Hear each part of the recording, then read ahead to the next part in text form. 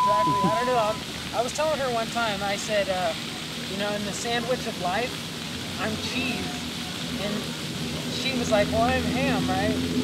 And that's different, see, because like if you're a ham, then that's what you do. You're like, you know, and and if you're cheese, you're just cheese, you know, you just kind of are. You stand alone, people like you with or without the sandwich. You make the sandwich better by People itself. like ham too. Yeah, but nobody does like, okay, like I said, when you go to Burger King or even McDonald's, they say, would you like cheese on that?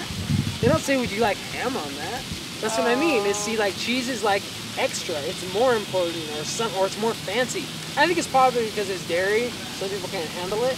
But you could say the same thing about ham, and that, you know, some people don't eat ham because of their religious or otherwise, just even health reasons they can't because it's high in sodium. But salt is a very important. Salt of the earth. It's a very important mineral. Salt of the earth. Well, that would be something else.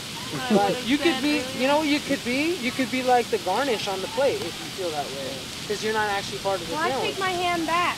I'm just here Nevada mustard. I'm Oh, kosher. see, you're like you're a condiment. You kind of bring things together.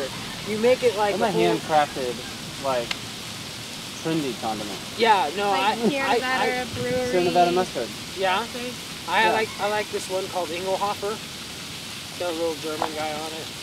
I don't know, just seems to make sense. German guy.